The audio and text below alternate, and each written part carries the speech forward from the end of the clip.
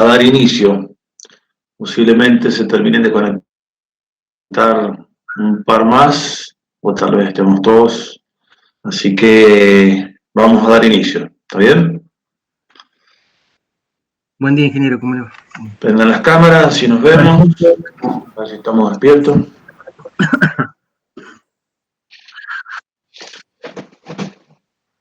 Yo despierta media Bueno, todavía, pero bueno. Hoy ¿cómo? No, nada. Ah, está bien. Bueno, dado que los Power que tengo preparados, la verdad que llevan bastante tiempo. El que vimos ayer es uno duro. El que vamos a ver hoy es el trabajo práctico de ese PowerPoint, como para tratar de reforzar un poquito lo que vimos ayer con un trabajo práctico que a lo mejor puede dar una idea mejor de cuáles son las variables, ya viéndolas físicamente un poquito mejor. Y después nos va a quedar la parte de obras complementarias, que las vamos a ver a continuación, que tiene que ver con obra de toma, desarenador, también con un pequeño ejercicio al final. Y lo que no creo que alcance a ver hoy es todo lo que tiene que ver con aspectos constructivos, que podemos armar otra clase o ver el PowerPoint junto con los libros. En el Gómez Navarro está bastante bien explicado todo esto, y lo pueden ver por consulta, así que eso ya lo podemos definir más adelante. Bueno, entonces voy a tomar la presentación del trabajo práctico número 5.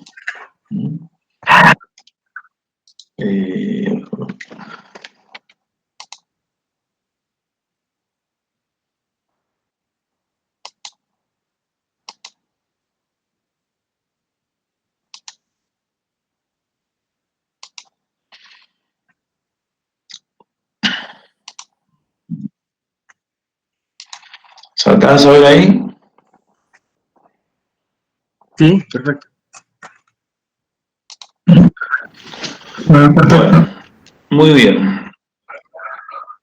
Vamos, si ustedes tienen ahí un pequeño, como para hacer un pequeño croquis, un papel y un lápiz, estaría bueno porque van tomando los datos que vamos a ir viendo en el práctico, en el desarrollo.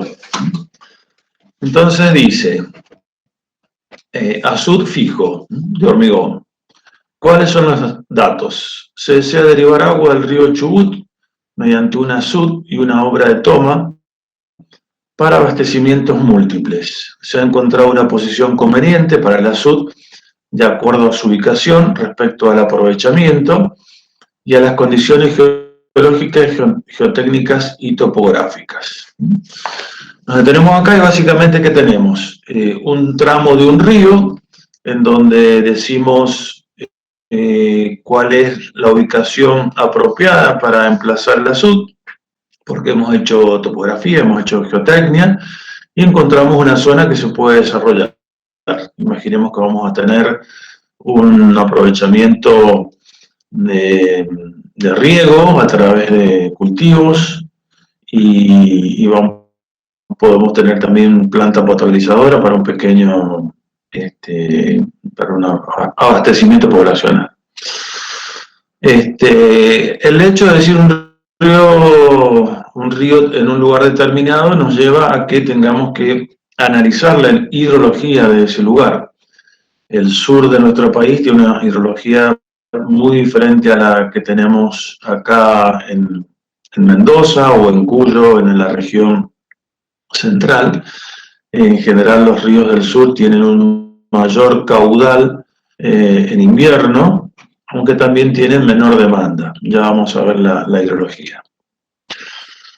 Bueno, entonces en este lugar donde nosotros queremos emplazar el azud, después de considerar que es conveniente ese lugar, tenemos una cota sobre el nivel del mar de 720 metros. Esa es la cota en la progresiva donde vamos a ubicar el azud. Un análisis técnico-económico de la obra de conducción, o sea, el canal que vamos a derivar, indica que es conveniente tener una energía en el inicio dada por 724,5 metros. Eso significa que el pelo de agua del canal ya derivado tiene que tener 724,5. O sea, 4,50 metros por arriba del fondo del río. Tenemos que elevar seguramente el agua porque las cotas normales van a ser menores. El río presenta una sección asimilable a una rectangular de 15 metros de ancho, con una pendiente del 1 por 1000, una rugosidad de 33, la topografía aguas arriba y la curva de remanso ha arrojado como valor de cota de desborde del azud de 727,50, quiere decir que no nos podemos pasar de esta cota, sería la cota de la margen, requiriendo, según un riesgo evaluado, una revancha de 1 metro respecto a esta cota para el nivel máximo de agua permitido. Entonces, 727,50 es la cota de la margen, que no está exactamente en la progresiva ubicación del azud, está a unos metros aguas arriba, pero vamos a tener el remanso con la mayor cota relativamente próximo, y no queremos superar de 1 metro de revancha, el nivel máximo para la crecida máxima. Es decir, que no podremos llegar de 726,50. Ese es el límite superior que nos ponemos como el nivel de agua a no superar. El suelo de fundación se trata de gravas medias, se desea construir un paso vehicular sobre el azud con pilas espaciadas no más de 6 metros, por razones de economía de la superestructura vial. Es decir, aquí tenemos un puente que va a pasar por arriba del azud y el estructuralista nos dice, mirá, por las dimensiones que existe, conviene colocar apoyos de ese puente que no superen los 6 metros de luz. El régimen hidrológico del río, según los aforos existentes, las demandas de las tomas, según los estudios efectuados, se presentan en el siguiente cuadro. Diseñar, de ser posible, un azud fijo de hormigón. Plantear otras alternativas por una sección similar al río que presenta solo 10 metros de ancho. Es decir, aquí vamos a dimensionar el azud, vamos a hacer un dimensionamiento previo, vamos a ver si en los 15 metros de ancho de ese río puede ubicarse por los límites que tenemos de agua, el límite superior que estuvimos hablando, y después vamos a imaginar que no tenemos esos 15 metros, que tenemos un ancho menor. Entonces, ¿qué es lo que podemos hacer? ¿Cómo lo podemos resolver? Voy a admitir a alguien que me pareció que estaba intentando entrar.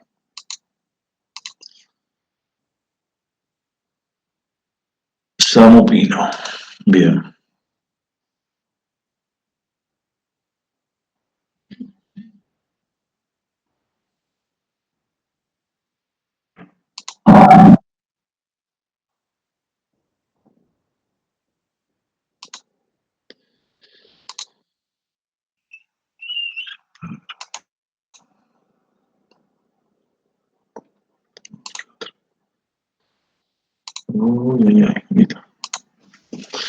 Bueno, bien. Esas son las consignas del proyecto. Por razones de simplicidad vamos a considerar que el cauce del río tiene una pendiente uniforme, una sección rectangular, y vamos a calcularlo con la hidráulica tradicional, de la manera más simple posible. Porque tiene como objeto conocer el tema, o sea, analizar el tema del azul. Vamos a ponerlo en modo presentación esto. Bueno. Bien, aquí tenemos un poco entonces la hidrología, con la curva azul que es el caudal máximo. Tenemos un caudal mínimo que es la magenta, y la demanda, como vemos, mínima en invierno y máxima en verano. Fíjense que, bueno, eso lo tienen que haber visto en hidrología, cómo se distribuye el tiempo para que los máximos estén ubicados al medio, al menos en lo que tiene que ver con la oferta. Entonces, lo que está arriba son los datos principales, que les dije que si podían tomar como nota en un papel, y hacemos la hidrología y ¿qué vemos? Que tenemos un caudal máximo que tiene que ser sobrepasado por el azud dentro de los niveles que tenemos permitidos para no tener problemas de desborde y tener una revancha aceptable, y un caudal mínimo que se nos produce en invierno, con 1 metro por segundo, es decir, un caudal muy chiquitito, porque estamos en el orden de, o sea, vamos a diseñar una obra para 54 metros cúbicos, porque 55 es el caudal que trae el río y 1 vamos a derivar como mínimo. Entonces, cuando tengamos que derivar 1 metro cúbico con un caudal mínimo de 30, vamos a tener una lámina muy pequeña. Entonces, bueno, jugamos un poco con la posición de la cota y vemos qué pasa con la cota del umbral, la parte más alta del azud. Y si teníamos 720 la cota del azud y teníamos que llegar a 724,5 como lámina de agua en el inicio del canal, tenemos que considerar una pérdida de carga entre aguas arriba y aguas abajo de la obra de Toba. Esa pérdida de carga significa que el nivel de agua va a descender. Entonces, si necesitamos 74,5, tendríamos que suponer que en el azud tendríamos que tener un nivel superior. Podría ser 724,30. Bueno, lo redondeamos, perdón, 724,50 más 30 centímetros, 74,80. 724,80, digo, bueno, para redondear tomamos 725. 725, es decir, 5 metros más que la cota del lecho del río. Y ahí podemos comenzar a hacer un primer tanteo del azud. Entonces, si tenemos ubicado ya el azud con su altura de 5 metros y decimos que tiene 725 la cota superior y no podemos pasar el agua del 726,50, significa que podemos asumir como primer tanteo una cota de agua de 1,50 m sobre la carga del vertedero. ¿Me pudieron seguir hasta acá?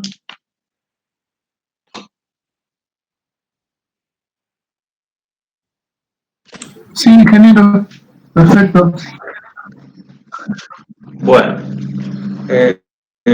no se preocupen si de repente no pudieron seguir las cuentas, pero creo que viendo el ejercicio es un tema de altitudes, hacen el esquema, lo van dibujando y creo que lo van a poder entender, si no, me consultan. Bueno, acá está explicado un poquito lo que estuvimos viendo recién. Y ahora empezamos a decir, bueno, vamos a ver qué capacidad de descarga tiene nuestro vertedero con las condiciones que le hemos impuesto. Enunciamos lo que vimos ayer, cómo influye el coeficiente C, que es lo primero que tenemos que hacer, saber qué coeficiente de descarga tiene el vertedero, el coeficiente C, que depende de la carga H, por eso H es un dato. La geometría nos la da el buró en función de P y la carga que tenemos sobre el vertedero. Entonces vamos a verificar, por un lado, el caudal máximo y el caudal mínimo. Lo tenemos garantizado porque hemos puesto que la cresta del vertedero para el mínimo caudal está sobrelevado, o sea que podríamos tener como un pequeño margen en bajarlo un poquito si si en el caso que no nos verifique. Bueno, y normalmente como la información hidrológica que tenemos es supuestamente buena, pero sabemos que está sujeta a eventos de la naturaleza que muchas veces no hay información suficiente o la naturaleza nos sorprende con datos que no estaban previstos. Siempre se toma un porcentaje adicional como caudal máximo. Y vamos a ver cómo responde esto en cuanto a la revancha. Ya lo vamos a ver más adelante. Entonces vamos a considerar que tomamos un caudal máximo un 20% más, o vemos qué porcentaje adicional tenemos antes de que el agua desborde. Bueno, como dijimos, entonces, tenemos un caudal máximo de 54 metros cúbicos. Habíamos definido una carga sobre el vertedero de 1,5 metros. Lo primero que tenemos que hacer es ver qué influencia va a tener aguas abajo. ¿Se acuerdan que decíamos, bueno, nuestro coeficiente de vertedero va a tener que tener una corrección, va a tener que tener una serie de correcciones. Una de ellas es la influencia de aguas abajo. Entonces, tenemos que conocer cuál es la altura aguas abajo. Como el problema nos plantea un método muy sencillo, de una sección rectangular, con el caudal que tenemos disponible, una pendiente del 1 por 1000, la rugosidad del 33, planteamos la ecuación de Marin, y vemos que con un ancho de 15 metros, que es lo que tenemos disponible, nos queda una altura de 2,48 metros, 2,5 metros. Y nuestro azud mide 5 metros, o sea que la altura de aguas abajo, le llega a la mitad de toda la altura. Por lo tanto, está por debajo del umbral, y desde ya podemos vislumbrar que no va a haber influencia en la descarga, o sea que la lámina va a estar siempre libre, siempre va a haber superficie atmosférica en la zona de descarga, en la parte del umbral, y no va a ser necesaria la corrección. Por un tema de metodología vamos a hacerla igual, pero nosotros no queremos perder de vista este efecto visual, este primer dato que nos lleva a saber dónde poner el ojo, dónde prestar atención en las particularidades hidráulicas. Bueno, como vimos ayer, nosotros tenemos un P de 5 metros, una altura de H0 de 1,50 m, entonces eso nos da una relación de 3,33, y si nos metemos en el gráfico vamos a estar muy a la derecha, 3,95, y como estamos utilizando en este caso el método del buró, está en inglés, hay una versión en español, una traducción mexicana, que está buena para leerla porque está en castellano, pero la verdad que a veces no se queda con la traducción inglesa, es más, no sé, como que más precisa, no sé si precisa no, pero bueno, está mejor explicado, me parece. Bueno, entonces tienen que hacer la conversión al sistema internacional multiplicando por la raíz de 3, por la relación que hay, en vez de utilizar metros, utilizan pie los americanos en esto. Bueno, entonces tenemos un coeficiente de 2,16, ese es el coeficiente de vertedero de referencia para el diseño del paramento que estamos nosotros empleando. Hacemos la corrección por el paramento inclinado, en nuestro caso es vertical, así que no tenemos corrección. Fíjense que acá, abajo de P sobre H0, dice corrección inclinada sobre vertical 1, o sea, no lo corrigen. Y luego vamos a ver un poco qué velocidad tenemos en el agua, porque recuerden que siempre tenemos que tener en cuenta la velocidad de aproximación, porque dijimos que la velocidad de aproximación elevada, aumenta la descarga sobre el vertedero, pero si es muy baja, no. Entonces, bueno, tomamos el caudal por unidad de ancho, en este caso el Q chiquito, que es C por H a la 3 medio. Si tenemos el Q grande, lo multiplicamos por L. Entonces, podríamos ver que el coeficiente C ya lo conocemos, H es 1,5 metros a la 3 medio, nos da un caudal por unidad de ancho de 3,97.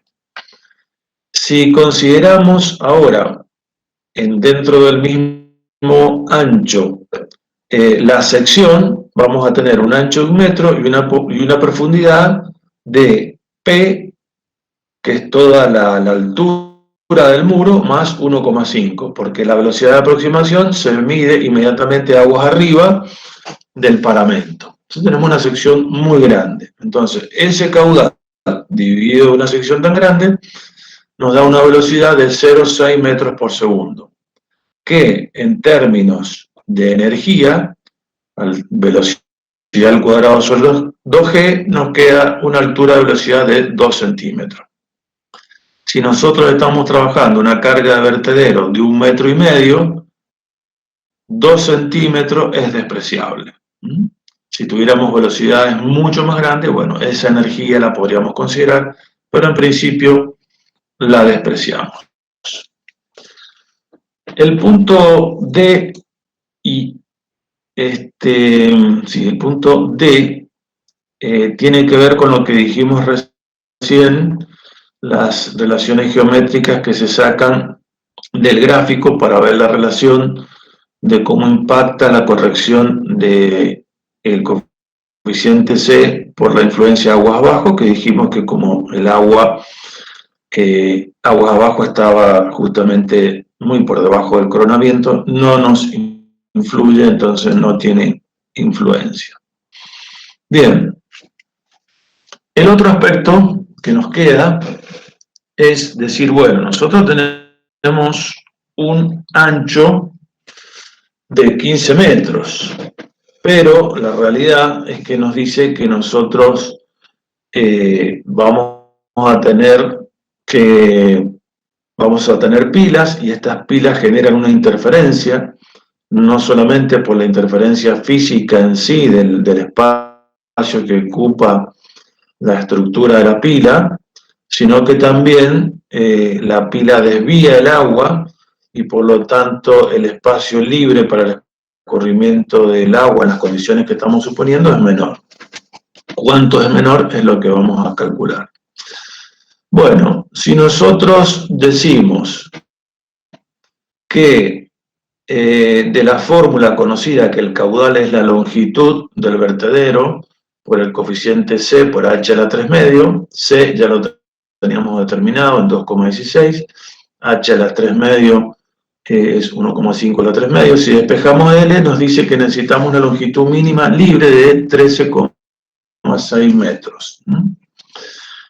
Y ahora vamos a ver cuántas pilas tenemos. Tenemos 15 metros, el estructuralista nos había dicho que no nos pasemos de 6 metros, ponemos 5 metros, 5 por 3, 15. Si vamos a tener 3 vanos, por lo tanto vamos a tener 2 pilas intermedias y los 2 estribos, uno de margen izquierda y otro de margen derecha.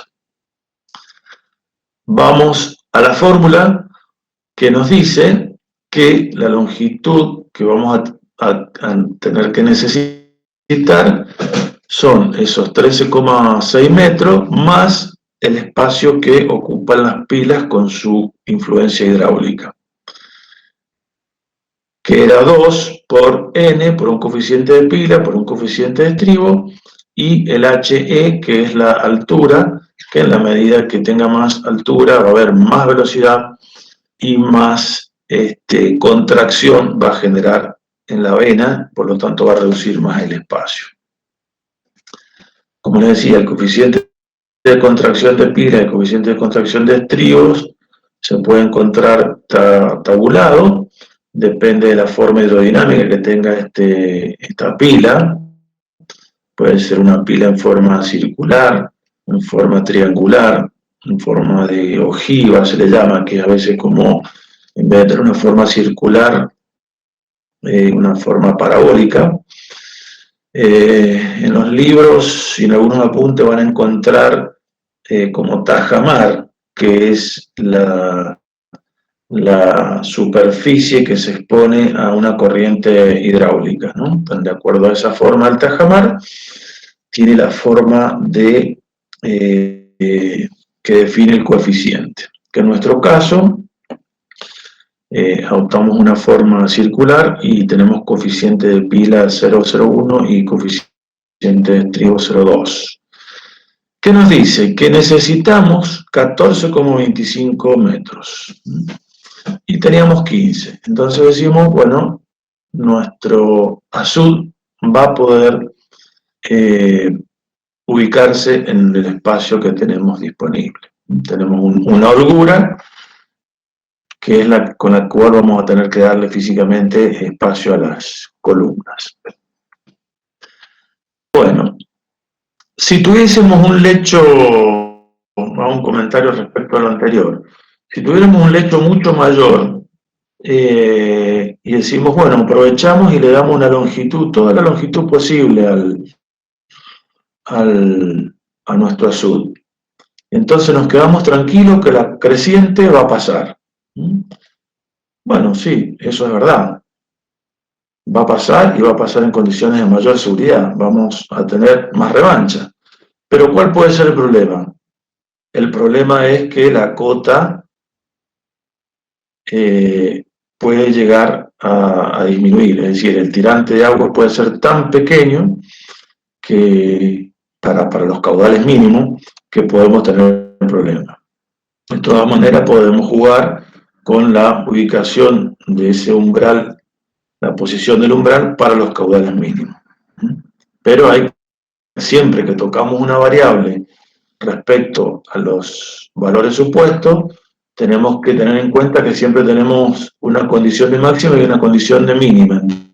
Entonces tenemos que verificar las dos condiciones. Bien, una de las cosas que hacemos en el práctico es determinar la curva de gasto.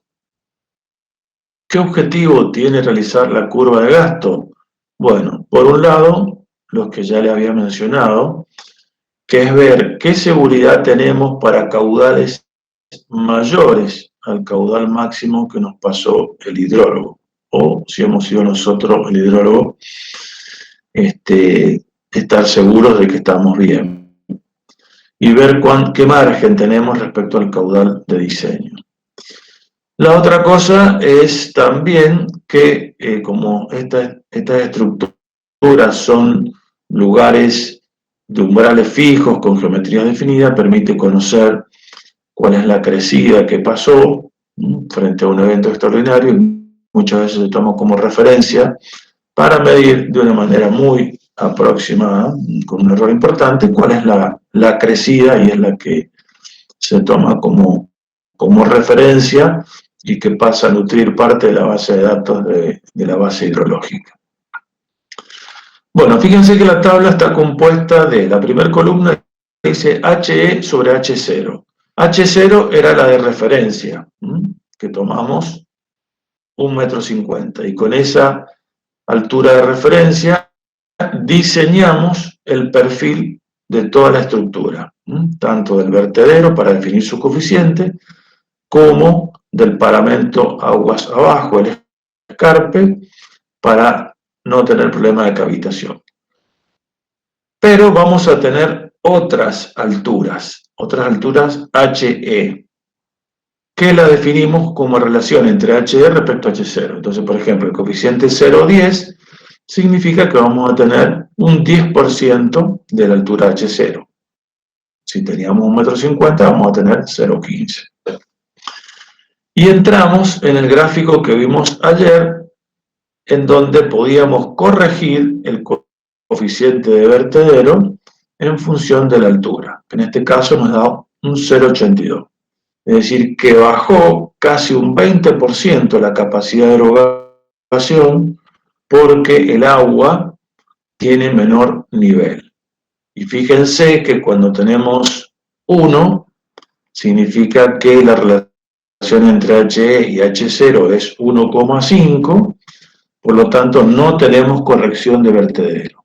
Y la altura es de 6,50 metros, que son los 5 metros de la altura del muro, más 1,50 metros de carga de agua. Y habíamos dicho que queríamos ver qué pasaba cuando teníamos un 20% más de altura, para los efectos de tener un rango de seguridad. Entonces la relación es 1,20 y el H es de 1,80 y el coeficiente crece un 3%. Bueno, luego tenemos las tablas donde sale HD más D y HD más D sobre E para encontrar la corrección según la tabla 927, que era por la influencia que puede tener en la descarga cuando la descarga no es libre. Sabemos que es 1 porque, como dijimos, el agua está bajita respecto al paramento, entonces no lo influye. Bien, entonces si para 1 teníamos 2,16 y ahora tenemos las correcciones en la tercera columna, 0,82, perfectamente podemos tener el coeficiente de vertedero ya corregido que le llamamos C sub S. Multiplicándolo por H a la 3 medio nos va a dar la altura de agua, que podemos considerar también la velocidad de aproximación, que siempre vemos que es despreciable, y finalmente nos va a quedar una curva de gasto de este tipo. ¿Y qué nos dice?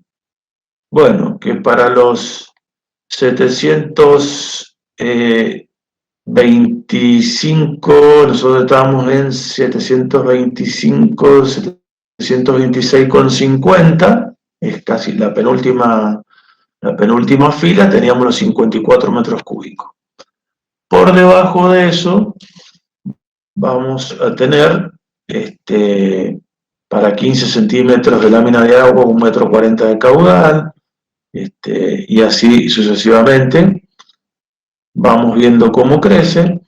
Y la particularidad que tenemos que ver acá, que para los 726,80, que era lo que habíamos supuesto de un 20% más de agua, de altura, nos queda que el caudal es de 73,11, es decir, se produce un salto muy importante. Si ustedes ven la curva de gasto, nos dice que a medida que aumenta la altura, el caudal aumenta más que en relación lineal. Por lo tanto, tenemos un efecto favorable desde el punto de vista hidrológico, porque crece la altura de agua es la que nos pone en riesgo el desborde, y el caudal puede crecer mucho más.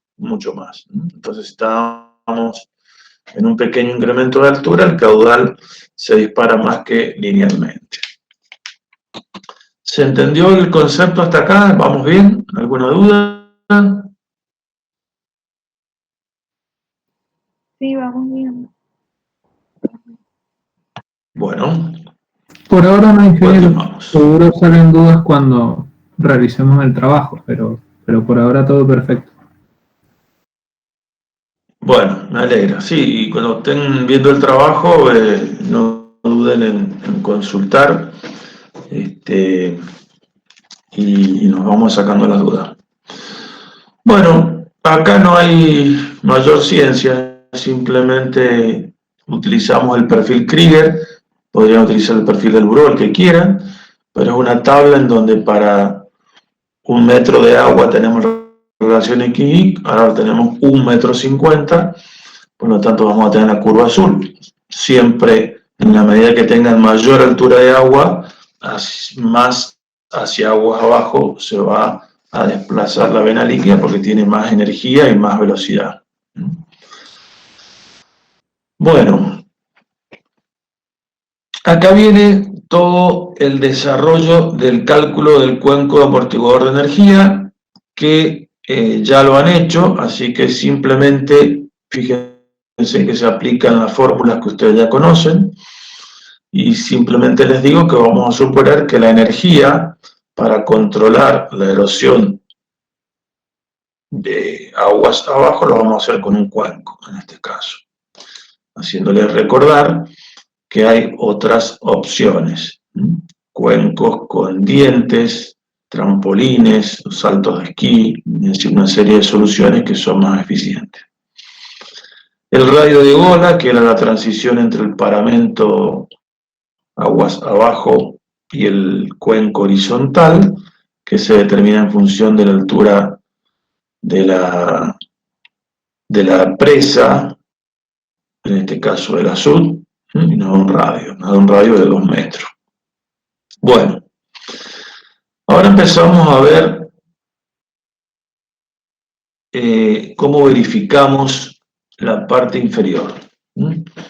Conceptualmente podemos decir que nosotros hemos diseñado toda la parte superior, por eso está el dibujito, donde marca todo el perfil superior, en la que decimos el agua va a poder pasar por arriba sin problemas, va a poder amortiguarse cuando caiga, no va a generar erosión a pie de presa, no va a generar cavitación en el paramento aguas abajo, el nivel del umbral va a tener capacidad para derivar y va a poder soportar la crecida máxima con la holgura que vimos.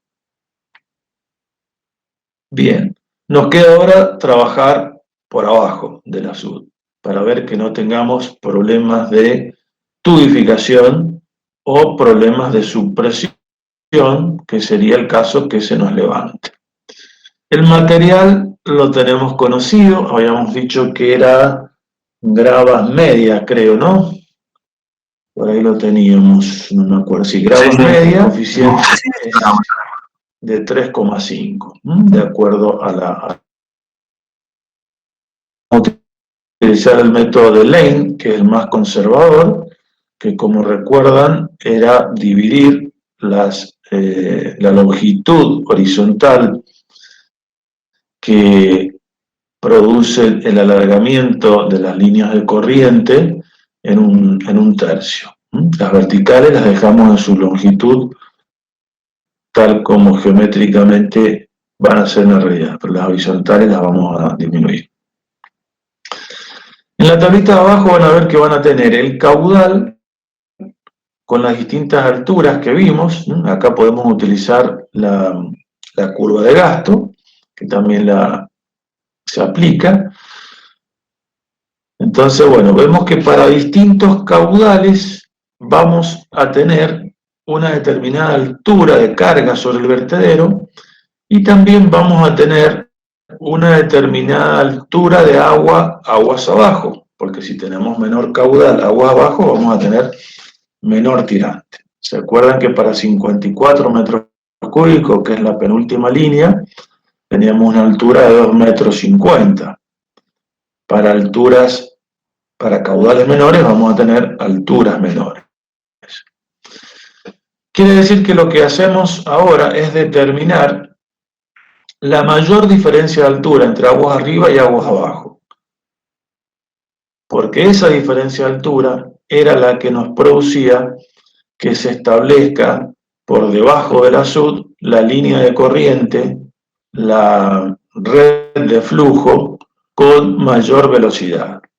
Y se nos da, fíjense, para el caso particular de un caudal bajo, de 1,4, es decir, para caudales bajos, la relación de diferencia de altura es de 4,9, prácticamente con el agua casi a nivel de vertedero. Bien, entonces podríamos considerar un caudal casi cero y tomar un delta H de 5, pero bueno, no tendríamos agua circulando, por lo tanto esto no podría ser, por lo tanto consideramos un caudal muy pequeñito. Bueno, entonces por un delta H de 4,9 con un coeficiente C, nos está pidiendo que la longitud necesaria en la cual la línea de corriente superior que va a estar en contacto con la superficie de apoyo de la SUT tiene que tener 17,15 metros de longitud efectiva, introduciendo las longitudes horizontales en una tercera parte. Bueno, yo les he hecho este dibujito un poco para empezar a tantear. Fíjense que tenemos los 5 metros de altura del azul, después le ponemos una pantalla aguas arriba de 6 metros de profundidad. El azul lo enterramos un poco, es decir, el apoyo, la parte inferior, lo estamos poniendo por debajo del lecho. Ya vamos a ver qué consecuencias esto nos trae respecto a la supresión. Y una pequeña pantallita que en realidad más que nada genera un punto de anclaje en la parte de aguas abajo, y el cuenco resultante nos dio de 90 centímetros con una longitud de 20 metros. El cuenco que recién pasamos rápido, pero que estaría diseñado. Entonces, la longitud de ese cuenco con la pantalla vertical que ponemos al inicio, más lo que enterramos, todo eso define el contorno inferior, que tiene que tener la longitud igual o superior a la que habíamos calculado recién de acuerdo al método de Lane. Si siguen abajo este esquema y tienen en cuenta la reducción en 1/3, van a ver que nosotros tenemos una longitud compensada, se llama, de 22,7 y necesitamos 17 metros. O sea que perfectamente nos resulta aceptable y no vamos a tener problema de sifonamiento, porque hemos exigido al agua recorrer un camino importante, aprovechando el cuenco, extendiéndolo hacia agua abajo. Entonces nos queda una longitud grande que no permite que el caudal sea importante, por lo tanto la velocidad baja y no haya problemas de migración de partículas y por lo tanto de sifonaje. Bueno, ahora el otro tema es cómo verificamos las subpresiones. Nosotros sabemos que estamos con un cuenco donde el agua va a estar en movimiento a través de un resalto. Hay un efecto hidrodinámico ahí que es mejor despreciarlo, es decir, despreciamos que haya agua, el peso de la masa de agua que ingresa al cuenco lo despreciamos como un efecto de seguridad, y lo que vamos a hacer es tener en cuenta cómo varía la presión por debajo del azul. Entonces, nosotros, si vamos a la figura anterior, acá no les he puesto los puntos, pero bueno, donde se inicia el contacto, ¿alcanzan a ver la flechita ahí? ¿Se ve la flecha? ¿El mouse? No, ingeniero, yo no lo veo. No se ve. Bueno. Pruebe sacar la pantalla completa. Si saca la pantalla completa, el modo presentación, quizás ahí lo podemos ver. Ahí sí se ve. ¿Ahí se ve? Bueno, Sí. Gracias. Sí, ahí se ve perfecto. Entonces, yo acá al reemplazar el dibujito no le puse los puntos, pero ayer en la imagen que teníamos sí estaba. De todas maneras, tenemos el punto A acá, A, B, C, D, E, es decir, le vamos poniendo punto a cada uno de los quiebres. Y decimos, ¿qué presión tenemos acá? 5 metros de agua. Y ahora tenemos toda esta longitud que la vamos sumando y consideramos que llegamos acá abajo con la altura de agua que tenemos, que creo ya vemos cuánto es, los centímetros o los metros que sea. Entonces, el delta H que se nos produce entre aguas arriba y aguas abajo lo vamos a distribuir linealmente en toda esta longitud. Es una cuenta muy fácil, directamente considerar delta H sobre delta L, nos da un diagrama lineal, porque nos da una especie de J, una pérdida de carga lineal, que lo vamos distribuyendo proporcionalmente. Entonces con ese concepto podemos saber a una determinada longitud de recorrido qué presión tenemos en cada punto. ¿Entienden? Sí. ¿Por qué consideró la altura de agua 5 metros y no 5 metros más la altura sobre el vertedero? En realidad, tenés razón, 5 metros es la altura del paramento. La altura de agua que vamos a considerar es 5 metros 15. Lo dije mal recién.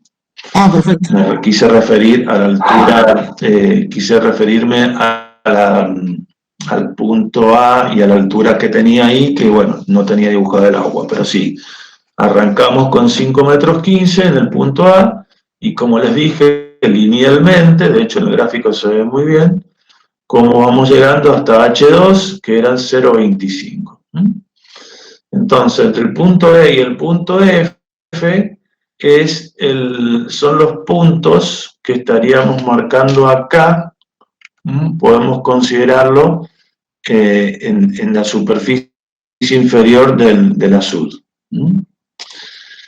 Y vemos entonces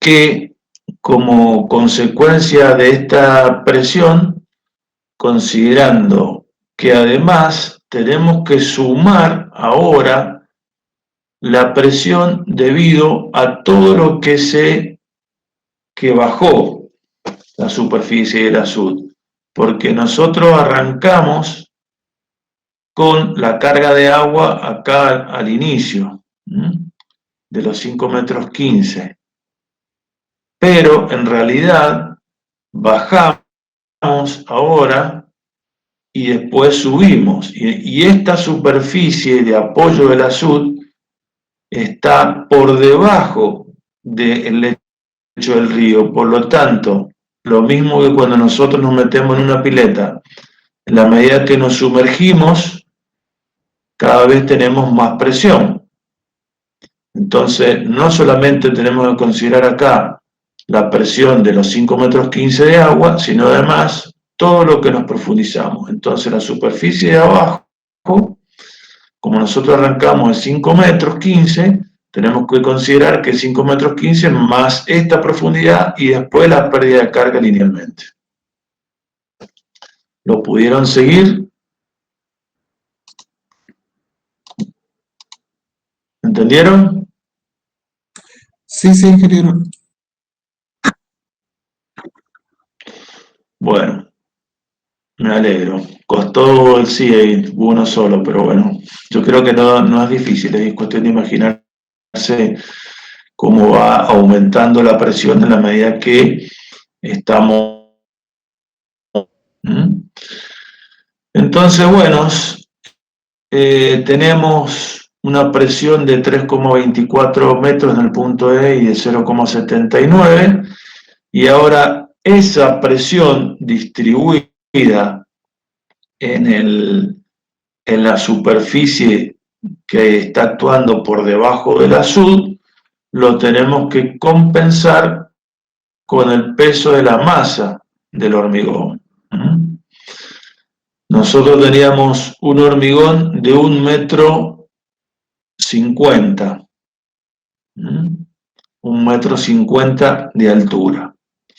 Y el concepto era de considerar la presión media entre el inicio y el final, entre la sección crítica, entre el punto E y el F. Si hacemos 3,24 más 0,79 dividido 2, nos va a dar unos 2 metros de columna de agua. O sea que son 0,2 kilogramos por centímetro cuadrado. Eso lo multiplicamos por una determinada superficie y consideramos que esa lámina de hormigón de 1,50 m tiene que tener la capacidad de que su peso sea mayor que la presión que está ejerciendo hacia aguas arriba. Y si nosotros vemos, vamos a tener una presión de 0,36, o sea que no verifica. No verifica. Bien, ¿qué hacemos? Bueno, en principio le vamos a dar lugar al que está queriendo entrar ahora, mientras los dejo pensar qué harían ustedes si no verifica si no verifica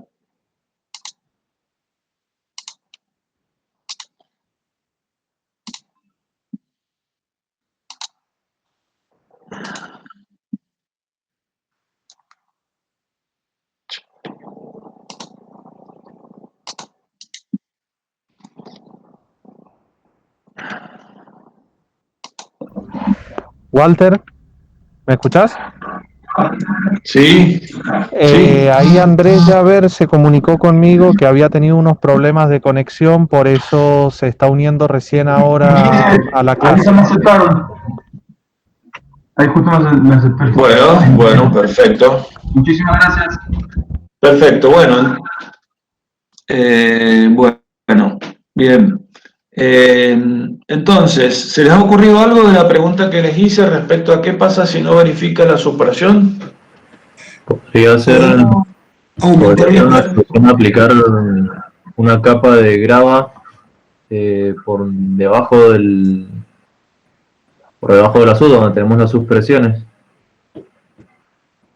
para que no haya capilaridad y Bueno, no. esa capa de grava en realidad tiene que conformar un drenaje con un filtro, ¿no? Claro, Para bajar la presión.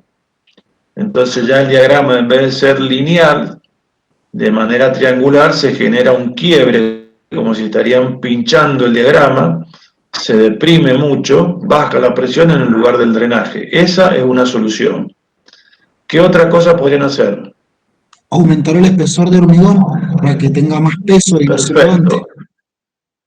Eso sería una solución, pero ya tenemos Aumentar el 1,50 m, una losa de 1,50 m, de casi 25 metros de largo, es una masa de hormigón carísima. Bueno, es solución, pero otra solución puede ser aumentar el sampeado, aumentar la longitud de la pantalla vertical. Y recuerden una cosa, pregunta de examen. Si ustedes, en este caso, por ejemplo, aumentan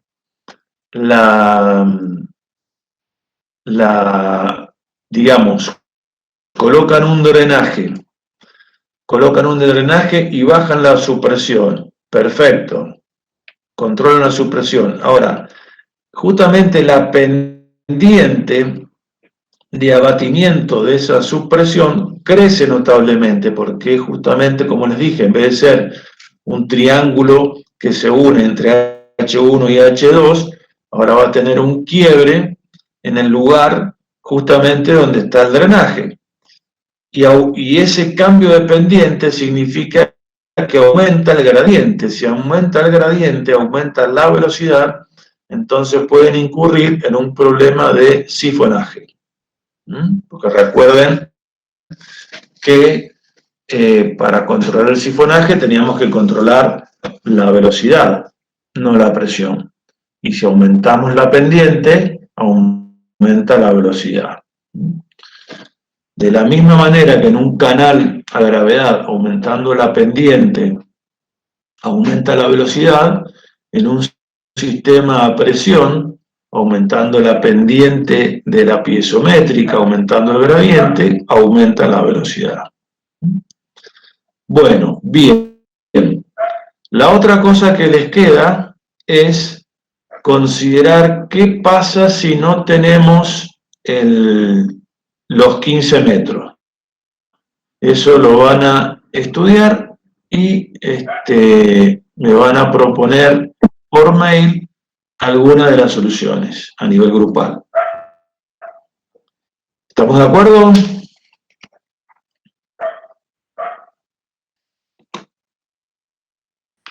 Tenemos que estar de acuerdo, así que. Tenemos que estar de acuerdo. Bueno, bien. Para ponernos de acuerdo también en el tema del práctico. Realizan el mismo práctico que les he dado acá.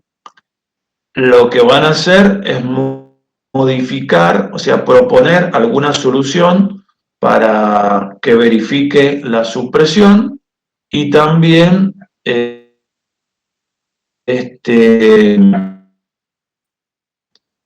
cuando el ancho del cauce no da de acuerdo a las necesidades que hemos visto acá en casi 15 metros. Si tienen menos metros, ¿qué es lo que harían?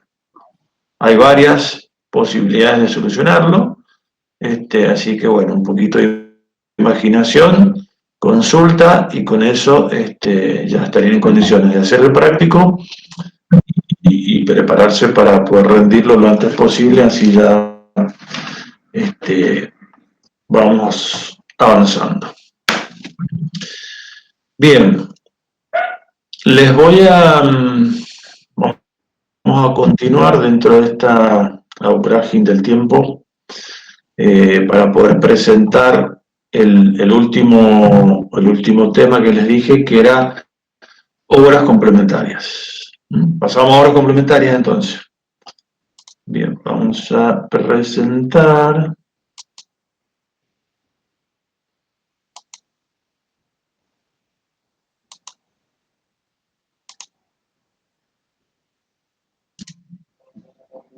¿Se ve bien ahí? Perfecto. Bueno, muy bien.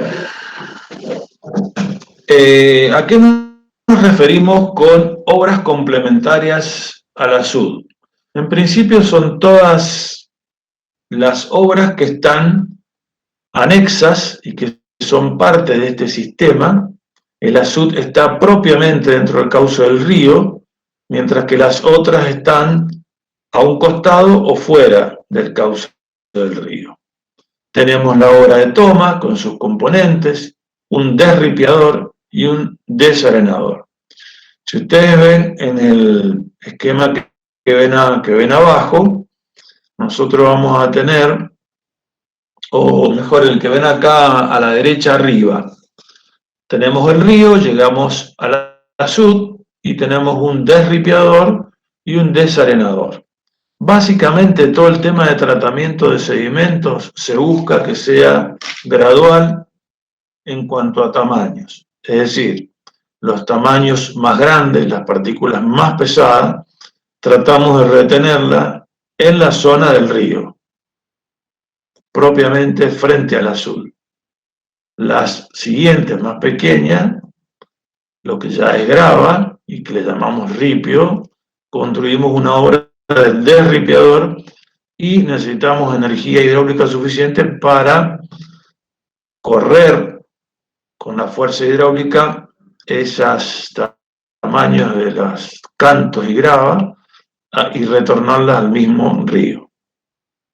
Las arenas, que no las podemos retener allí porque podemos tener corriente fuerte, a través de un canal con baja pendiente, las llevamos a un desarenador, en donde las dejamos decantar por diferencia de velocidad y las restituimos al río. O sea que le hacemos un tratamiento hidráulico, es decir, tratamos de no utilizar máquinas, sino simplemente aprovechamos la energía, la fuerza del agua para detener y retirar los sedimentos que trae el agua para que en los canales no se nos produzca el desgaste por abrasión, ni tampoco se nos acumulen sedimentos en las obras de compartos, por ejemplo, o en lugares donde el agua se remansa y baja la velocidad y se nos llenaría de sedimentos, que sería un problema operativo importante. Bien, entonces, como siempre, lo que hemos dicho, acá un poco tienen escrito las particularidades de las distintas situaciones que se presentan en cuanto al agua, con los caudales máximos y mínimos, el problema de erosión. Acá les vuelvo a presentar el problema de los sedimentos cuando no son bien trabajados, que realmente genera un problema que después no se puede resolver. Uno de los problemas que se presenta, empezando desde aguas arriba, ya de las obras complementarias, en la obra de toma, ¿dónde se ubica? ¿A la izquierda o a la derecha? Bueno, en general,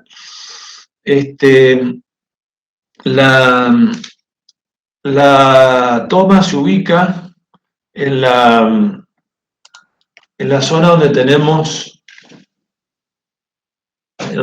mayor aprovechamiento. Es decir, si tenemos, por ejemplo, vamos a hacer un aprovechamiento en margen derecha y en margen izquierda, y la margen derecha me representa el 90% de superficie cultivada, bueno, hago la derivación a margen derecha y después cruzo y realizo la entrega en margen izquierda.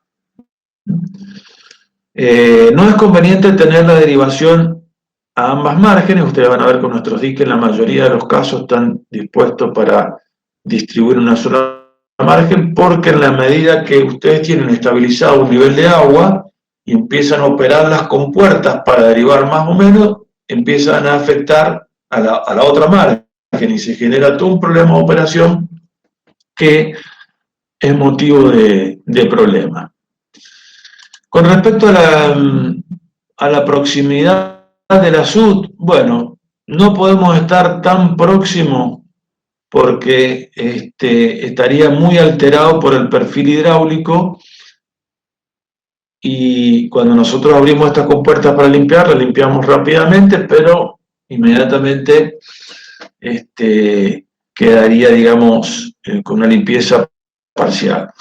En cambio, si lo hacemos muy alejado, tenemos el problema de que el SUT va a tener una capacidad de llamada importante, pero puede ser que no llegue a la toma porque va a estar alejada. Entonces va a limpiar desde la SUT para arriba, pero no va a llegar a la toma. En el otro caso la limpiamos muy rápido, pero van a ser limpiezas muy frecuentes, muy cortitas. Entonces tenemos que buscar una posición intermedia que va a depender tenemos que conocer toda la sedimentología del río.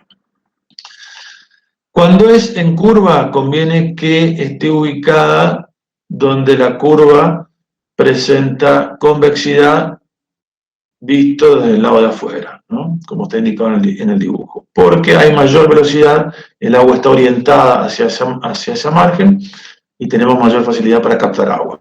En el otro lado se genera sedimento y poca llegada de agua. Bueno, acá les muestro, por ejemplo, el caso del dique Chipoleti. Si ustedes cruzan el río, van a ver en margen izquierda, van a ver una pequeña cámara desarenadora. La toma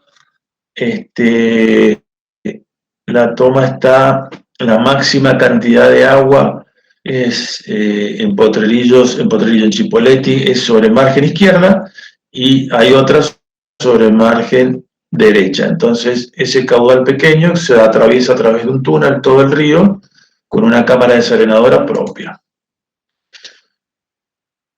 Con respecto al desripiador, que es el que tiene los cantos, las gravas de grandes tamaños, básicamente pueden estar ocupando parte de las tomas de las compuertas. Y bueno, básicamente lo que se hace es colocar umbrales que generan como trampas de agua, trampas de sedimentos. Estos umbrales tienen que tener una determinada longitud para que la carga del agua para arriba sea baja, porque si la carga es muy alta, la fuerza de arrastre del agua es importante, entonces no deja que quede atrapada el sedimento grueso en estas cavidades, en estas cámaras que conformamos entre los distintos dientes o paramentos, que son los que hacen de barrera a los sedimentos. Entonces tiene que haber una cierta relación de la altura H1 de tirante de agua respecto a H2 de la elevación del muro.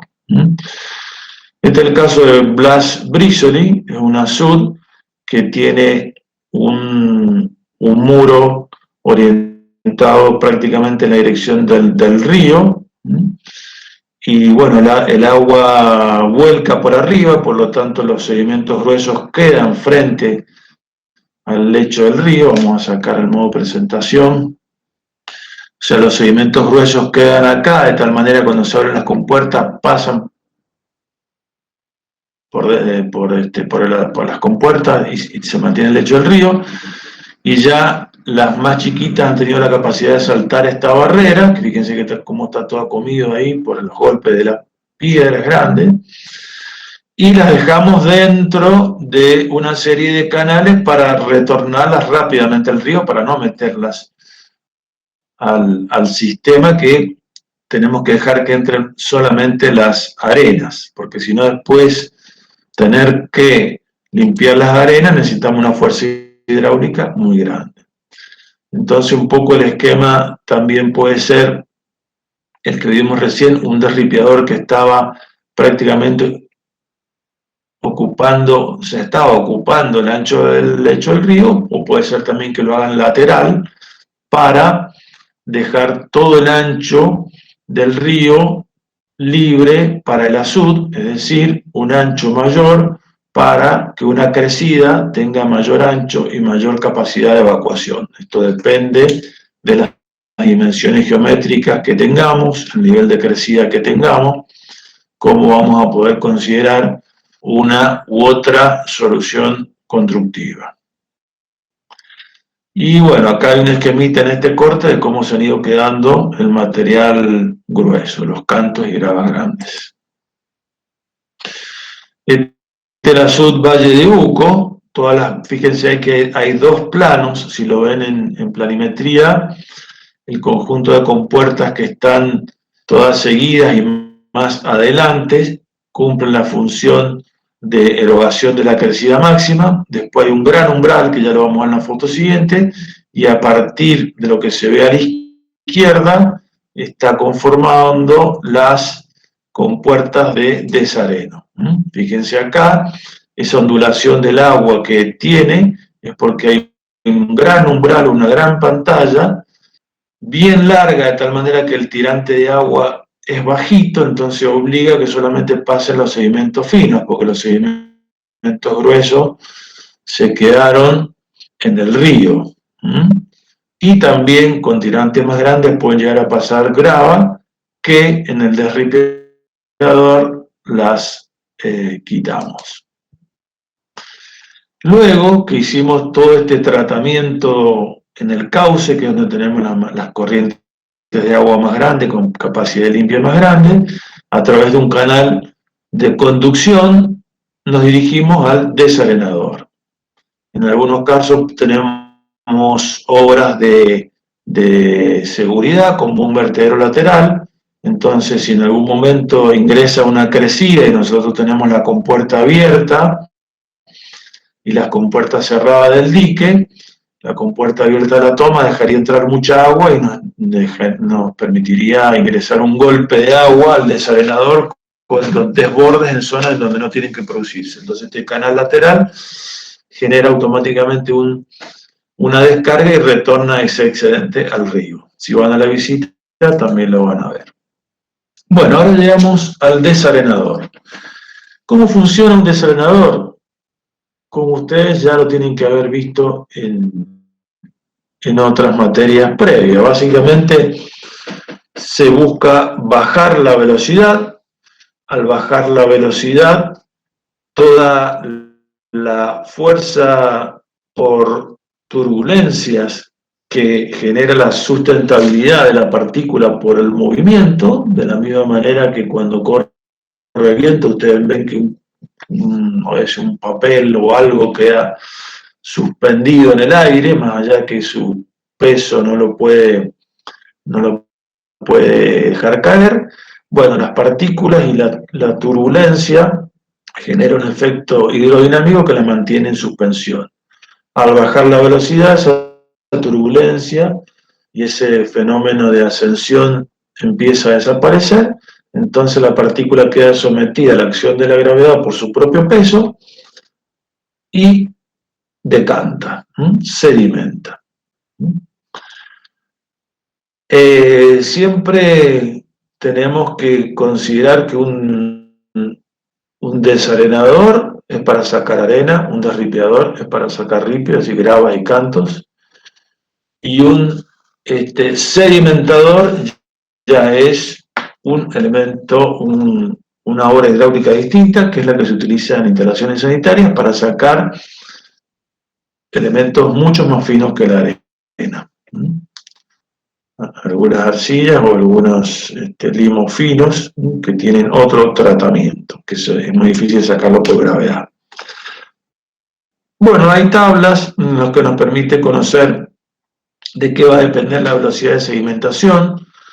De alguna manera podemos decir que cuando el elemento es grueso, como una grava, la velocidad de sedimentación depende básicamente de su tamaño y de la fuerza de gravedad, o sea, prevalecen las leyes de Newton. Lógicamente la viscosidad es despreciable frente a la fuerza de la gravedad, pero cuando ya tenemos arena o arena gruesa, arena fina, las fuerzas de viscosidad ya ejercen una influencia y las tenemos que tener en cuenta en la sedimentación.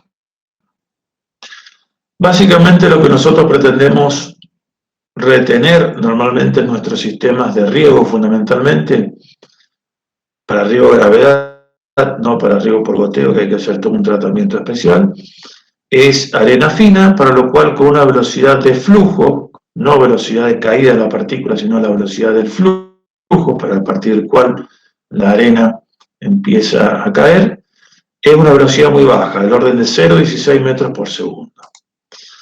Entonces, básicamente lo que hacemos es, con un canal, vamos buscando una cota elevada del desarenador, producimos un ensanchamiento para que la sección aumente notablemente, por lo tanto la velocidad baja.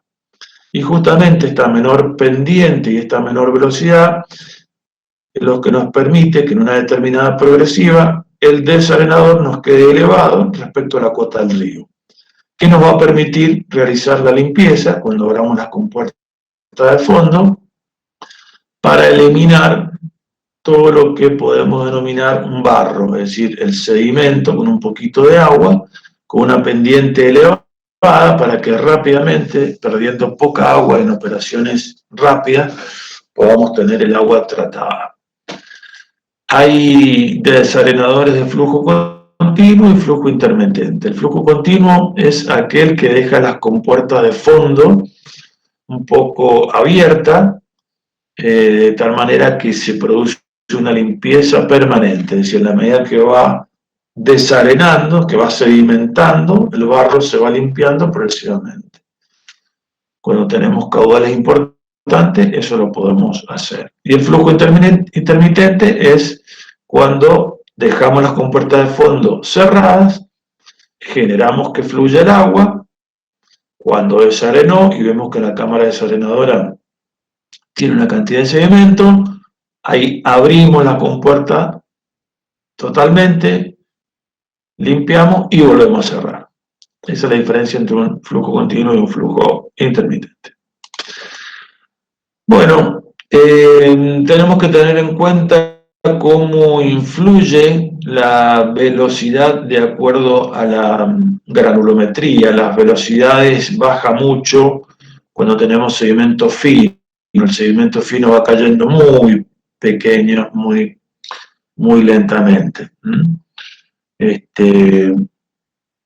En cambio, los diámetros mayores, por el peso de la gravedad, caen más rápidamente. Acá un pequeño dato respecto a cómo influye la temperatura del agua.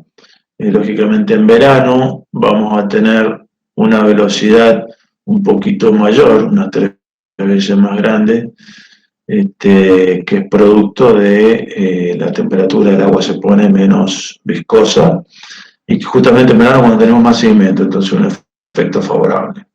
Estas son fórmulas de la velocidad U que es la velocidad de sedimentación, que depende del diámetro según el tamaño de la partícula. Son fórmulas usadas. Este es el concepto de la cámara desarenadora.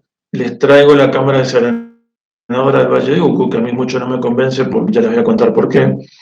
Pero bueno, básicamente lo que hace es, acá tenemos la llegada del canal que veíamos que venía del dique, se produce un ensanche y por la parte superior, a través de vertederos laterales, el agua ya sedimentada, quedan solamente partículas muy finitas, es la que se conecta a los canales, mientras que en el interior, en la parte central de la cámara, es más profunda y se conecta a estos canales de descarga que restituyen al río. Esto es lo que supuestamente verían si van a la visita.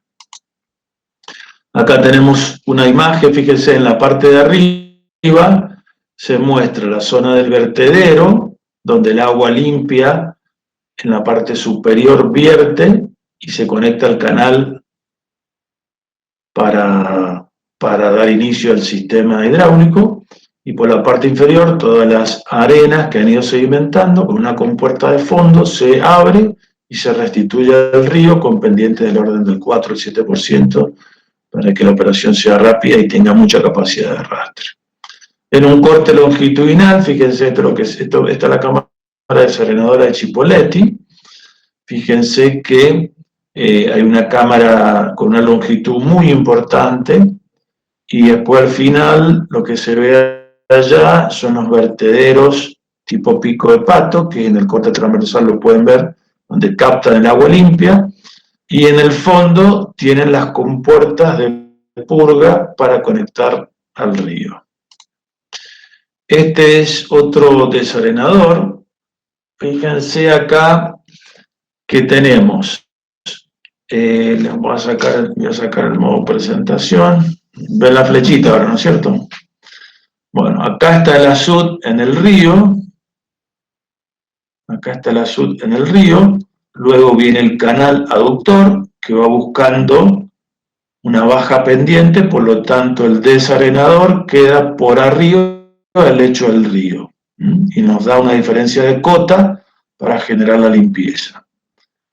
Fíjense la importante transición que hay, un gran ensanche con un aumento de profundidad a los efectos de que la velocidad baja notablemente y entonces en unos 60 metros la partícula desciende y con una lámina vertiente muy chiquitita, por eso tiene esta forma del vertedero pico de pato, vierte, limpia, se junta y se conecta al canal, al cual va a dar lugar al sistema de riego o el sistema de usos múltiples que puede tener. Acá se ven compuertas que están conectadas por debajo de la losa de lo que hace el colector de canal a la cámara central y en forma subterránea seguramente retorna al río. Entonces cuando se levantan estas compuertas, la limpieza se produce como consecuencia del desnivel que hay y la carga hidráulica que produce una presión con una corriente con capacidad para generar el lavado. Acá lo ven en el dique Chipoleti, son unas imágenes que les va a permitir un poco imaginarse un poquito más. También tenemos el vertedero pico de pato, con los canales que se van conduciendo hacia las compuertas de fondo, que lo pueden ver allá en la figura de arriba, se ve una luz ahí abajo, esta es una compuerta que se abrió, la figura, la foto de abajo a la derecha, esa es la compuerta de fondo, que se levanta, esa está a presión, tiene la presión hidráulica y está todo el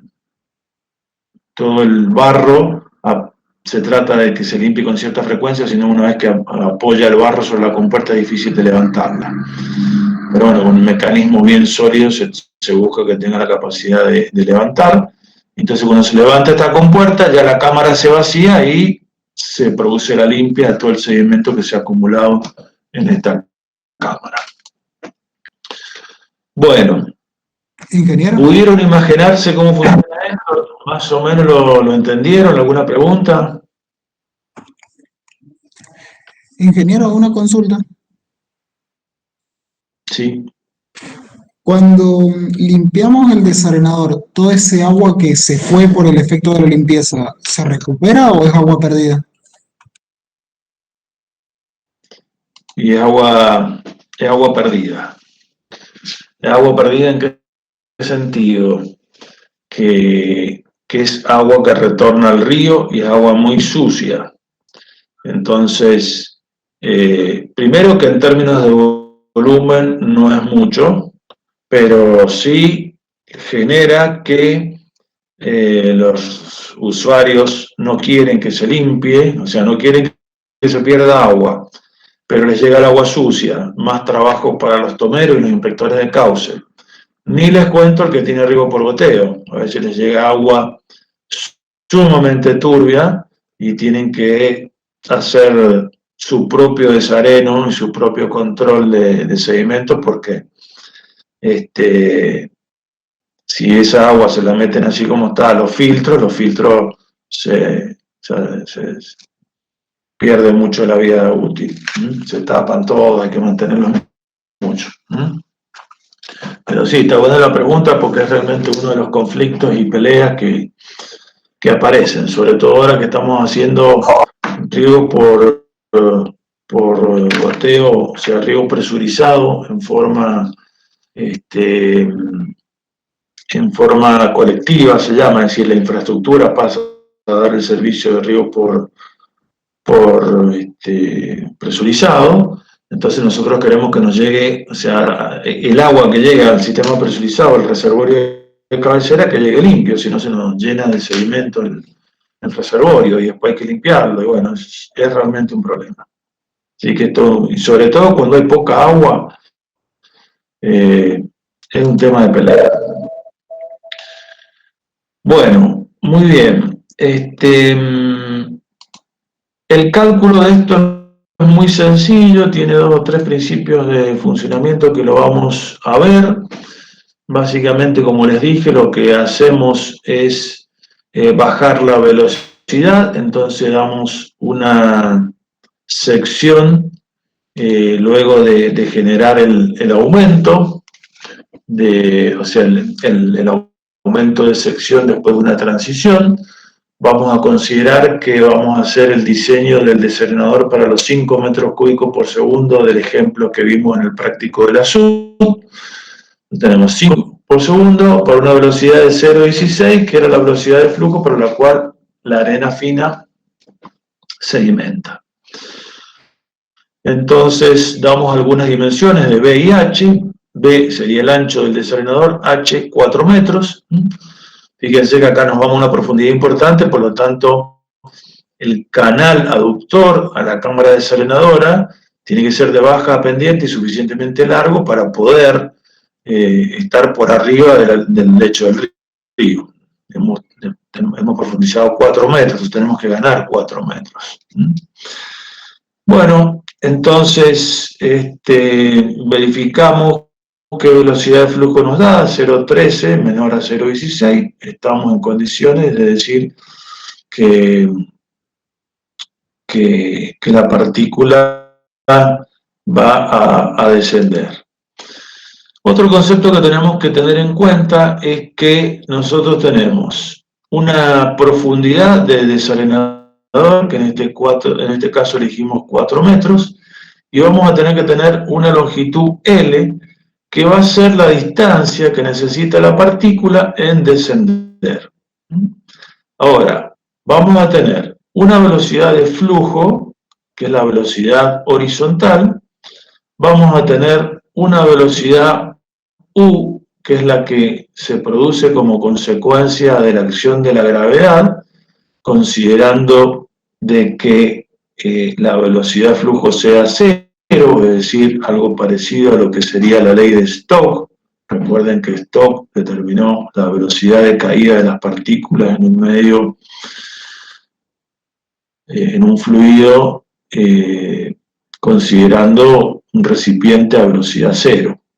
Pero como sabemos, esta velocidad de flujo que tenemos no es despreciable y va a generar una velocidad W que va a disminuir la velocidad U, y la U es la que nos permite que sedimente rápidamente.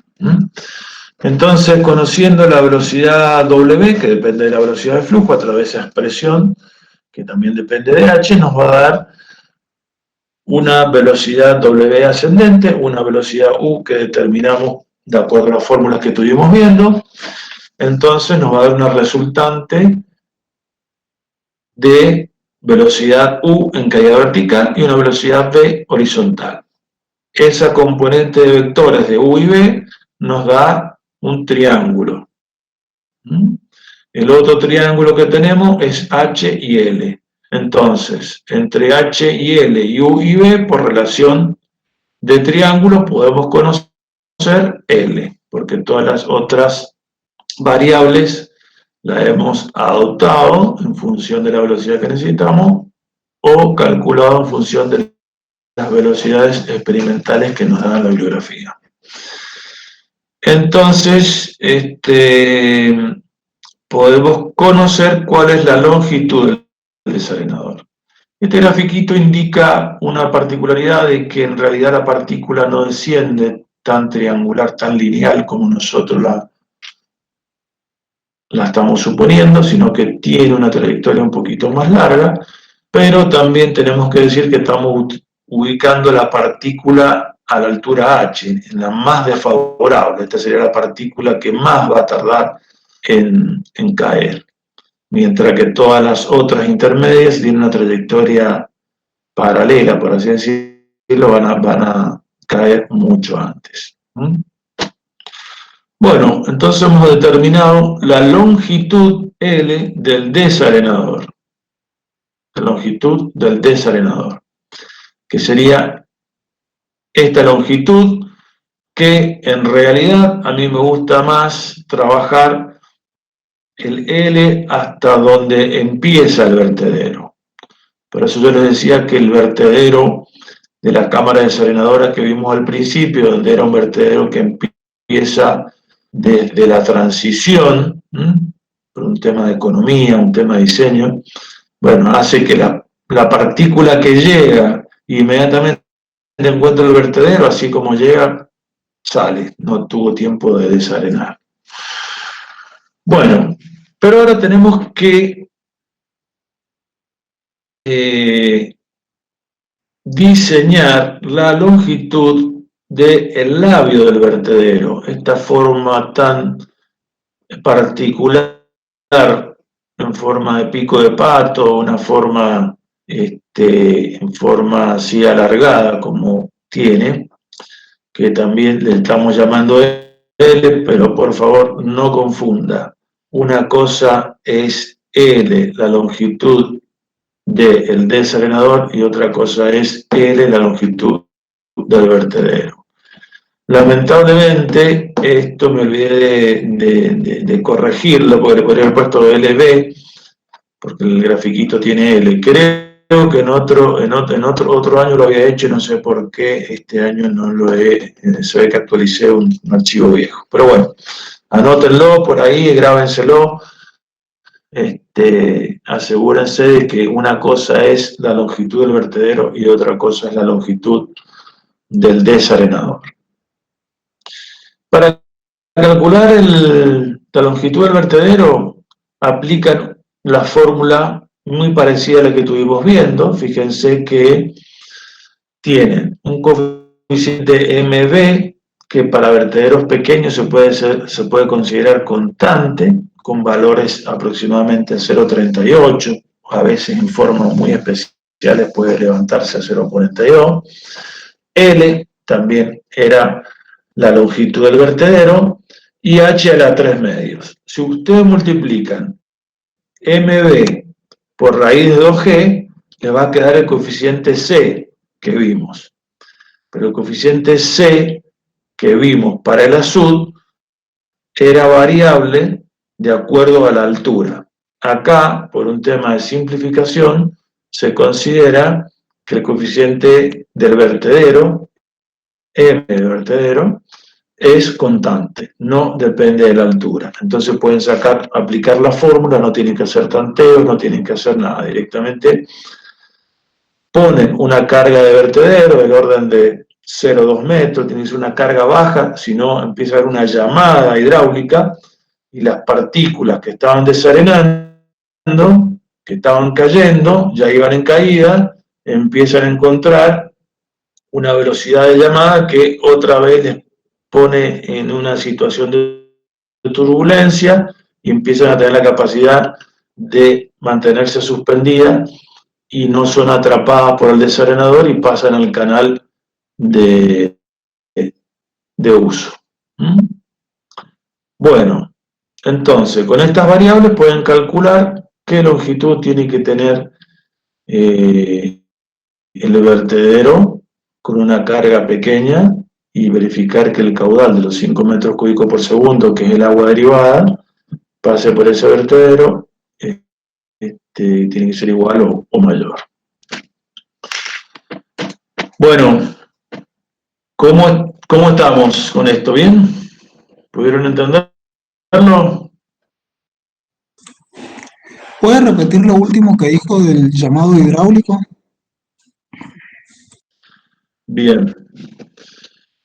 A ver, vamos a ver si encuentro alguna figurita, una imagen. Acá podría ser, sí, acá. A ver. A ver, se ponen a ver. ¿Lo ven mejor? Sí, se ve bien. Alcanzan a ver el cursor, ¿no? Bueno, fíjense, si nosotros, en vez de hacer esta forma tan particular, en donde si lo vemos de arriba parece un pico de pato, ¿no? Con un poquito de imaginación, así le llaman los españoles, pico de pato. Bueno. Ponemos, Yo le diría tenedor. en este caso, 3 picos de pato. ¿Cómo? Yo le diría tenedor a eso, definitivamente. Bueno, el vertedero tenedor, está bien. Si nosotros en vez de hacer este tenedor, hacemos una paleta, hacemos una pared, un vertedero transversal. Va a tener la longitud coincidente con el ancho del vertedero. Como nosotros sabemos, para un determinado caudal y para un coeficiente de vertedero determinado, si el vertedero es más corto, la carga sobre el vertedero es mayor. ¿Está bien? Fíjense en la fórmula. Acuérdense que el caudal está dado por un coeficiente de vertedero, que en este caso lo suponemos constante, por una longitud de vertedero por h a la 3 medio. Si el L disminuye, indudablemente va a tener que aumentar la carga y aumenta a la 3 medio. ¿Se entiende eso? Sí. Bueno, perfecto. Si la carga sobre el vertedero es muy grande, la velocidad de agua sobre el vertedero es muy importante. Y como nosotros estamos bajando la velocidad para que la partícula descienda, en toda la proximidad del umbral del vertedero va a haber una velocidad mucho mayor. Y esa velocidad alta empieza a generar una turbulencia tal que las partículas que estaban ya desarenando, llegando al final, si están arriba, son llamadas, se llaman llamada hidráulica, y se las lleva al canal aductor. En cambio, si nosotros le damos una longitud importante, como acá, en vez de hacer el vertedero así transversal con el ancho B, le damos todo este zigzagueo, la lámina sobre ese vertedero va a ser muy bajita, porque repitiendo la fórmula que el caudal es el coeficiente, que es constante, por L por H a la 3 medio, si el L aumentó mucho, la carga sobre el vertedero disminuye mucho. Entonces, baja mucho la velocidad sobre el vertedero y ya la velocidad de llamada es muy baja. Perfecto. Por otro lado, fíjense que tener un vertedero largo nos asegura que tenemos dominado el nivel de agua en toda la cámara desarenadora. Si tuviésemos un vertedero cortito, en la medida que tenemos mayor o menor caudal, va a aumentar ese tirante cuando aumenta el caudal. Y ese aumento de tirante hacia aguas arriba, como acá, fíjese que está cerquito del azul del desarenador, nos genera un remanso, que ese remanso empieza a trepar por el canal y empieza a ahogar la obra de toma. Entonces, por más que abramos la obra de toma, hay una contrapresión que no deja que ingrese el agua. Si hacemos un vertedero largo, toda esta superficie baja, el remanso baja y nos aseguramos que la obra de toma funcione libre. ¿Se entendió ahora? Sí, perfecto. Muchas gracias. Bueno. ¿Y bien. Entonces, sí. Le hago una consulta. ¿Y cuáles serían valores razonables de carga para considerar y que no se genere el llamado hidráulico? Bueno, la altura que yo les propongo a modo práctico es de unos 20 centímetros o menos. En realidad lo que se hace es unas líneas de corriente y se analiza cómo es todo el diagrama de velocidades en la proximidad del vertedero, y de acuerdo a la profundidad y a las dimensiones que tiene el desarenador, se puede conocer qué partícula es atraída o qué porcentaje es atraída, pero es un cálculo no difícil, pero está fuera de los alcances de lo que damos acá. Considero en una altura de 20 centímetros, 15 centímetros, 22, un poco lo que le dé para redondear. Fíjense que ustedes tienen que elegir una longitud del vertedero, lo van a dibujar y les va a dar o una longitud exacta o algunos metros más o menos, porque es una forma muy irregular, entonces lo pueden dar a veces un número entero. Pero ustedes calculan y dicen, bueno, a ver, supongo 34 metros, 5,12 metros, tengo que tener en el orden de 34 metros, puede ser 34,3, 33,8, no sé. Porque después cuando lo dibujen no van a hacer un dibujo que exactamente cumpla una cantidad entera de ese número. Sí, la cantidad entera va a ser para L, para B, para H, porque constructivamente es mucho más fácil de manejar. Bueno, entonces, realizan el ejercicio de la SUD con los datos del práctico, con las dos propuestas esas que vimos. Y acá en el desarenador, que el cálculo, como ven, es muy sencillo, pero sí me gustaría que hagan un dibujo con una planta y un perfil longitudinal. Y si es posible, un perfil transversal también.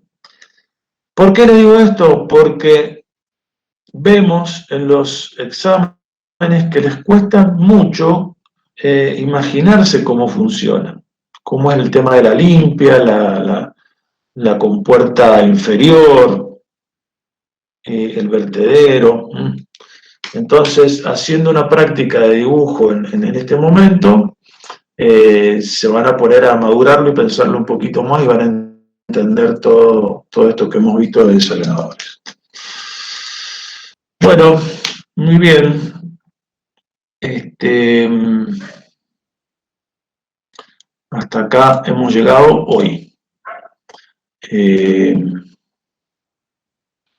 Cuéntenme si han podido entender las cosas, si les quedan dudas, cómo consideran que podemos aprovechar lo que nos queda en este tiempo o en los próximos días.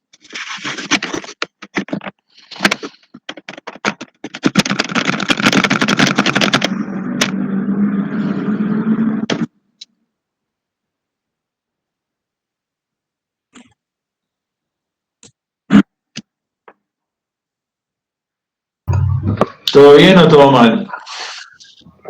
Todo bien. Ingeniero, ¿cuántos prácticos quedan después de este? Que sería el 5.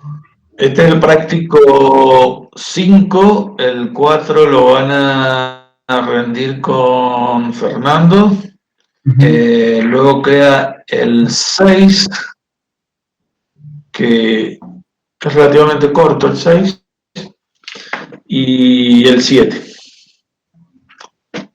Bien. Son 7 prácticos. Perfecto. Les queda un tema largo y muy interesante, que es todo lo que es presas y centrales, que no tiene práctico. En realidad de centrales vemos la tubería forzada, simplemente. Pero no hay prácticos. Sí hay mucha teoría, pero la verdad que está muy bien dada y sobre todo está todo de una manera descriptiva, bastante amigable. Hay poca analítica y sí mucho descriptivo, así que el ingeniero Fabián lo da bastante bien y creo que les va a gustar bastante eso, por lo menos que les gusta el tema de centrales y presas, van a poder aprender bastante.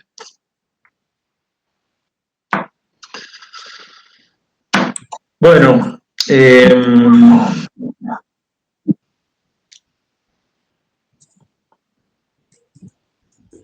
les diría que si les parece, en algún momento en la semana, podemos hacer esta semana o la otra